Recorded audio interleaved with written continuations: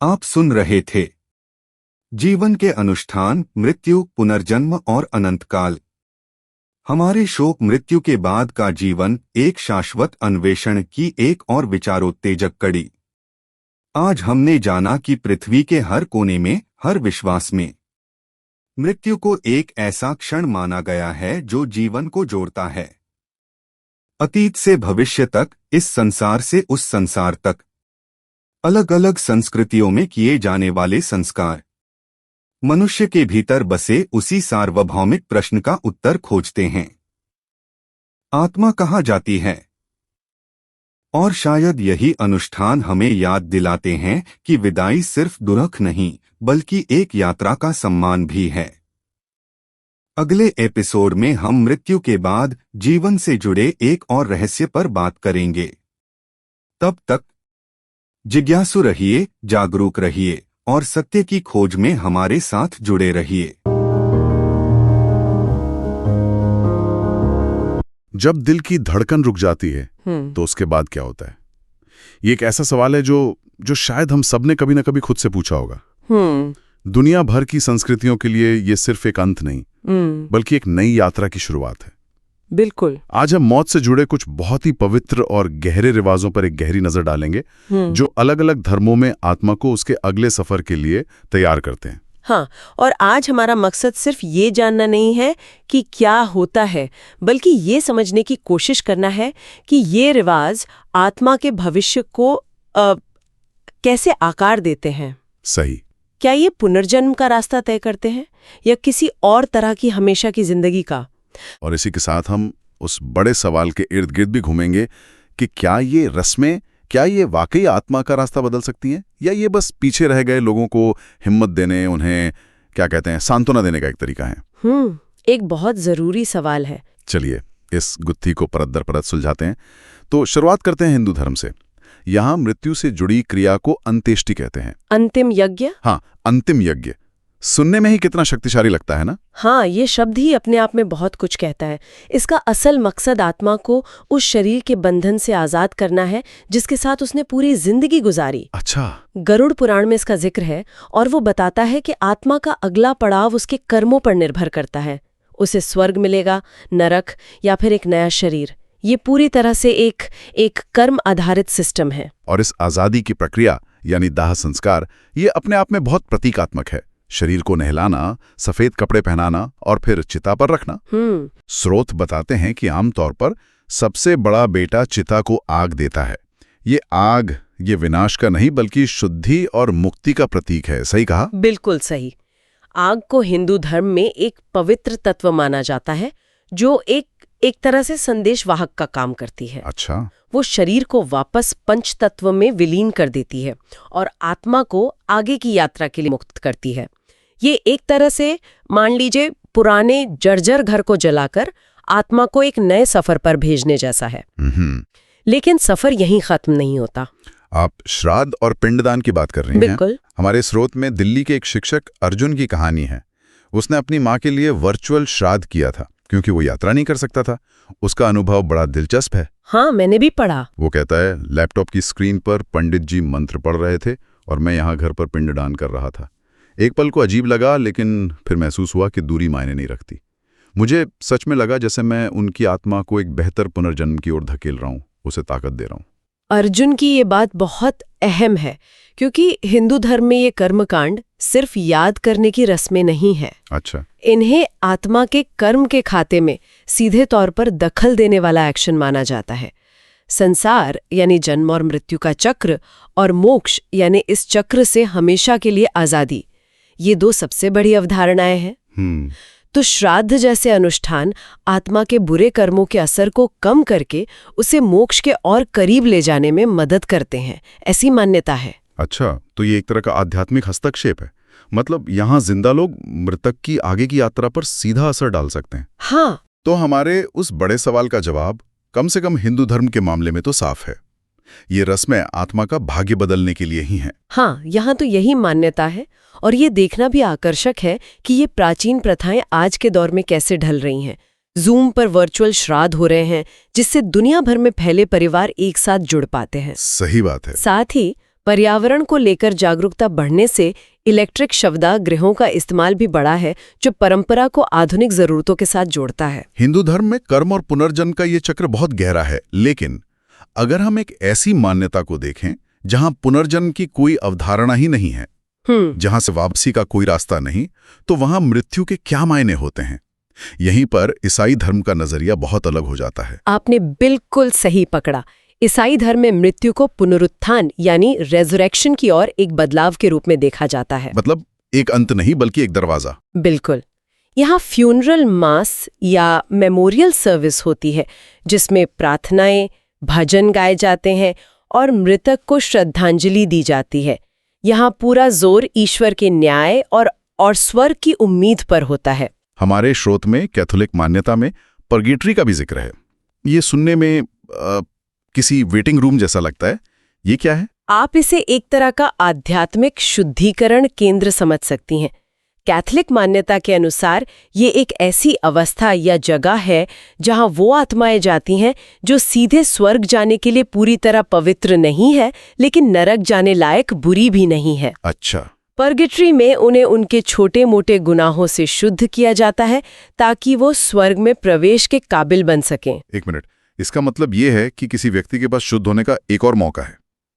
ये तो हिंदू धर्म के कर्म सिद्धांत से काफी अलग है, जहां कर्म का फल वो तो भोगना ही पड़ता है। हाँ, ये एक बड़ा फर्क है। यहाँ जीवित लोगों की प्रार्थनाएं पर्गेटरी में मौजूद आत्मा की शुद्धिकरण प्रक्रिया को तेज कर सकती हैं। अच्छा। इसीलिए ऑल सोल्स डे जैसे दिन उन आत्माओं के लिए खास प्रार्थना की जाती है। हमारे पास ब्राजील की एलेना की कहानी है, जिसने अपने भाई की फ्यूनरल मास में मोमबत्तियां जलाई थीं। वो कहती हैं, जब हम सब मिलकर उसके लिए प्रार्थना कर रहे थे और मोमबत्तियां जला रहे थे, तो मुझे लगा जैसे हम उसे ईश्वर के प्रकाश की ओर भेज रहे थे, उसकी राह आसान कर रहे थे। ये भावना बहुत शक्तिशाली है। तो यहाँ रिस्मों का मकसद आत्मा के कर्मों का खाता बदलना नहीं, बल्कि ईश्वर से दया की अपील करना है। बिल्कुल। यहाँ अंतिम फैसला पूरी तरह से ईश्वर के हाथ में है। हाँ, न्यू टेस्टामेंट में इसका वादा भी है कि जैसे जीसस जी उठे थे, वैसे ही विश्वासी भी जी उठेंगे। कब्र पे क्रॉस का निशान उसी पुनरुत्थान की उम्मीद का प्रतीक है। और आज के जमाने में जब परिवार दूर दूर रहते हैं, तो अंतिम संस्कारों की लाइव स्ट्रीमिंग एक आम बात हो गई है, जिससे लोग वर्चुअली ही सही एक दूसरे का सहारा बन पाते हैं। हिंदू धर्म में परिवार का हस्तक्षेप और ईसाई धर्म में ईश्वर से अपील, दो बहुत अलग नजरिए हैं। अब अगर हम इस्लाम की बात करें, तो वहां की रस्में अपनी सादगी और अनुशासन के लिए जानी जाती हैं। बिल्कुल। यहाँ पूरा जोर आत्मा को बरज़ख के लिए तैयार करने पर होता है। ये बरज़ख क्या है? बरज़ख भी एक तरह की मध्यवर्ती अवस्था है, जो मौत और कयामत के दिन के बीच का वक्त है। आत्मा शरीर छोड़ने के बाद और अंतिम न्याय के दिन तक इसी अवस्था में इंतजार करती है। अच्छा, एक और वेटिंग रूम? हाँ, कह सकते हैं। इस्लामिक रस्मों में दो चीजें बहुत अहम हैं, सादगी और समुदाय की भूमिका। कोई दिखावा नहीं, कोई लंबी चौड़ी रस्में नहीं। स्रोत के मुताबिक समुदाय मिलकर सलात अल जनाजा की नमाज पढ़ता है। हाँ, ये मृतक के लिए अल्लाह से रहमत और माफी की दुआ है। और प्रक्रिया बहुत सीधी है। शरीर को धोना, एक सफेद कफन में लपेटना और बिना किसी देरी के दफना देना। दफनाते वक्त शरीर का मुंह मक्का की तरफ होता है। यहाँ तेजी पर बहुत जोर दिया गया है ना? हाँ, क्योंकि माना जाता है कि आत्मा को जल्द से जल्द उसके अगले पड़ाव के लिए रवाना कर देना चाहिए। यहाँ भी पुनर्जन्म की कोई मान्यता नहीं है। जोर इस बात पर है कि दुनिया में किए गए कर्मों का हिसाब होगा और उसी के आधार पर जन्नत मतलब स्वर्ग या जहन्नम मतलब नर्क मिलेगा। यहाँ समुदाय की भूमिका बहुत बड़ी है। अच्छा। जनाजे की नमाज में शामिल होना हर मुसलमान के लिए एक बड़ी जिम्मेदारी मानी जाती है। हमारे पास दुबई की एक छात्रा फातिमा की कहानी है। वो लॉकडाउन के दौरान अपनी दादी के जनाजे में शामिल नहीं हो सकी, तो उसने जूम पे नमाज पढ़ी। हाँ। वो कहती है, भले ही मैं हजारों मील दूर थी, लेकिन जब मैंने सबको एक साथ अपनी दादी के लिए दुआ मांगते देखा, तो मुझे लगा कि हम सब एक हैं। मुझे यकीन हो गया कि उनकी आत्मा बरज़ख में अकेली नहीं, बल्कि शांति से है। ये समुदाय की ताकत है।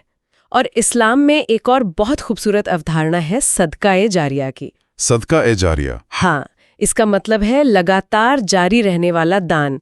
अगर कोई इंसान अपनी जिंदगी में कोई ऐसा अच्छा काम कर जाए जिसका फायदा लोगों को उसके मरने के बाद भी मिलता रहे, जैसे कोई स्कूल बनवा दे या पानी का कोई स्रोत, अच्छा, तो उसका पुण्य उसे बरज़ख में भी मिलता रहता है। वाह, ये तो बहुत ही गहरी सोच है। मतलब आपके अच्छे काम आपकी मौत के बाद भी आपकी आत्मा की मदद करते रहते हैं। बिल्कुल। तो यहाँ जिंदा लोगों की प्रार्थना और मृतक के अपने अच्छे काम दोनों मिलकर आत्मा की शांति तय करते हैं। हाँ, और आधुनिक समय में यहाँ भी बदलाव आ रहे हैं। बायोडिग्रेडेबल कफन का इस्तेमाल करके ग्रीन बरियल का चलन बढ़ रहा है, जो पर्यावरण के लिए भी अच्छा है। बिल्कुल। हर परंपरा समय के साथ सांस लेती है। हमने हिंदू धर्म के चक्रीय नजरिए से शुरुआत की थी, फिर ईसाई और इस्लाम के एक रेखीय सफर को देखा। अब वापस एक चक्रीय व्यवस्था की ओर लौटते हैं, लेकिन एक अलग अंदाज में। बौद्ध धर्म, यहां भी संसार का चक्र है और अंतिम लक्ष्य है निर्वाण। हाँ, लेकिन यहाँ कुछ दिलचस्प और अहम फर्क हैं। बौद्ध धर्म में भी दाह संस्कार आम है। इस दौरान बौद्ध भिक्षु सूत्रों का पाठ करते हैं। माना जाता है कि इन मंत्रों की ध्वनि और वाइब्रेशन आत्मा को बर्दो की अवस्था में शांति और मार्गदर्शन देती है। बर्दो, ये शब्द सुनने में ही किसी रहस्यमय यात्रा जैसा लगता है। हमारे स्रोत बताते हैं कि Tibetan book of the dead में इसका जिक्र है। क्या ये कोई जगह है या मन की एक अवस्था? ये एक बहुत अच्छा सवाल है। बर्दो दरअसल मृत्यु के तुरंत बाद और अगले जन्म से ठीक पहले की एक मध्यवर्ती अवस्था है। अच्छा। Tibetan book of the dead एक तरह का आध्यात्मिक जीपीएस है, एक गाइड बुक जिसे मरने वाले व्यक्ति को, मतलब उसकी आत्मा को पढ़कर सुनाया जाता है, ताकि वो बर्दो की भ्रामक अवस्था में भटके नहीं। भ्रामक अवस्था करना पड़ सकता है, और ये किताब उसे सही रास्ता पहचानने में मदद करती है, ताकि वो एक बेहतर पुनर्जन्म पा सके। तो यहाँ रस्मों का सीधा असर आत्मा के अगले जन्म की क्वालिटी पर पड़ता है। ये तो बहुत बड़ी जिम्मेदारी है। बहुत बड़ी। भूटान के संगे की कहानी भी कुछ ऐसी ही है। उसने अपने पिता के दाह संस्कार के दौरान मंत्रों का जाप किया था। वो कहता है, जब मैं मंत्र पढ़ रहा था, मैं सिर्फ शब्द नहीं दोहरा रहा था, मैं पूरी शिद्दत से ये कल्पना कर रहा था कि मेरे पिता की आत्मा इन मंत्रों की धुनी पर सवार होकर डर और भ्रम से पार हो रही है और उसे एक अच्छा शांतिपूर्ण पुनर्जन्म मिल रहा है। संगे की बात बौद्ध धर्म के मूल को छूती है, इरादे और चेतना की शक्ति। यहाँ एक और बड़ा फर्क है। वो क्या? हिंदू धर्म में श्राद्ध जैसी रस्में नकारात्मक कर्म को कम करने पर जोर देती हैं, जबकि बौद्ध धर्म में दान जैसी प्रथाएं, जैसे मंदिरों में या भिक्षुओं को दान देना, ये सकारात्मक कर्म उत्पन्न करने पर केंद्रित होती हैं। अच्छा। ये नए पुण्य मृतक को बेहतर पुनर्जन्म दिलाने में मदद करते हैं। एक तरह से आप आत्मा के अगले सफर के लिए उसके खाते में पॉजिटिव पॉइंट्स जमा कर रहे हैं। तो एक जगह आप उधार चुका रहे हैं और दूसरी जगह आप नया निवेश कर रहे हैं। हाँ, कह सकते हैं। लक्ष्य एक ही है, आत्मा की यात्रा को आसान बनाना। हाँ, लेकिन रास्ता अलग है। बिल्कुल। और यहाँ भी तकनीक ने अपनी जगह बना ली है। थाईलैंड और श्रीलंका जैसे देशों में अंतिम संस्कारों की लाइव स्ट्रीमिंग आम है। यहाँ तक कि माइंडफुलनेस ऐप्स भी हैं जो परिवारों को मृतक के लिए सही तरीके से जाप करने में मार्गदर्शन करते हैं, ताकि ज्यादा से ज्यादा सकारात्मक कर्म पैदा हो सके। तो हिंदू चिता की मुक्ति देने वाली आग से लेकर ईसाई धर्म की पुनरुत्थान की प्रार्थना तक, इस्लामी नमाज की सामुदायिक शक्ति से लेकर बौद्ध मंत्रों के मार्गदर्शक कंपन तक, हमने 4 अलग-अलग रास्ते देखे। ये सभी रिवाज जिंदा लोगों और दूसरी दुनिया के बीच एक पुल का काम करते हैं। और अगर हम अपने शुरुआती सवाल पर लौटें, तो हमें एक दिलचस्प पैटर्न दिखता है। क्या? हिंदू और बौद्ध धर्म में जीवित लोगों के काम, श्राद्ध, दान, मंत्र सीधे तौर पर आत्मा के भविष्य पर असर डालते हैं। ये एक तरह का आध्यात्मिक हस्तक्षेप है।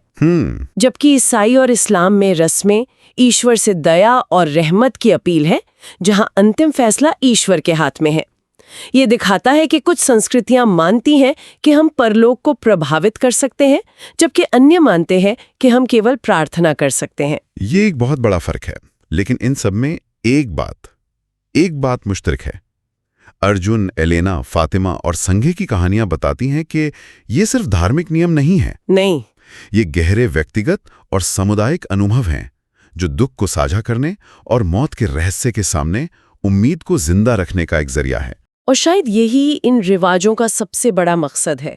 चाहे मान्यता पुनर्जन्म की हो या पुनरुत्थान की, ये सभी एक ही लक्ष्य की ओर इशारा करते हैं, रहस्य के सामने आशा और सांत्वना देना। आज की इस गहरी बातचीत के बाद एक विचार सोचने के लिए छोड़ जाते हैं।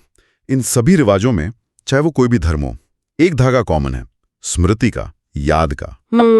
स्मृति। परिवार और समुदाय मिलकर मृतक को याद करते हैं, उनके लिए प्रार्थना करते हैं, उनके नाम पर अच्छे काम करते हैं। तो क्या हो अगर किसी आत्मा का भाग्य इस बात पर निर्भर ना हो कि उसके लिए क्या किया गया, बल्कि इस पर हो कि उसे कैसे याद किया गया?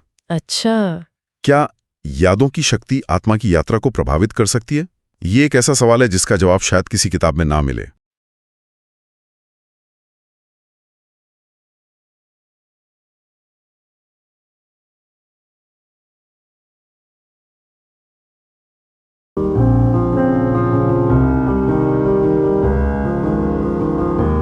आप सुन रहे थे जीवन के अनुष्ठान, मृत्यु, पुनर्जन्म और अनंतकाल।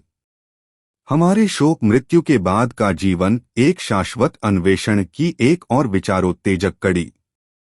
आज हमने जाना कि पृथ्वी के हर कोने में, हर विश्वास में मृत्यु को एक ऐसा क्षण माना गया है जो जीवन को जोड़ता है। अतीत से भविष्य तक, इस संसार से उस संसार तक, अलग अलग संस्कृतियों में किए जाने वाले संस्कार मनुष्य के भीतर बसे उसी सार्वभौमिक प्रश्न का उत्तर खोजते हैं। आत्मा कहाँ जाती है? और शायद यही अनुष्ठान हमें याद दिलाते हैं कि विदाई सिर्फ दुर्ख नहीं, बल्कि एक यात्रा का सम्मान भी है। अगले एपिसोड में हम मृत्यु के बाद जीवन से जुड़े एक और रहस्य पर बात करेंगे। तब तक जिज्ञासु रहिए, जागरूक रहिए और सत्य की खोज में हमारे साथ जुड़े रहिए।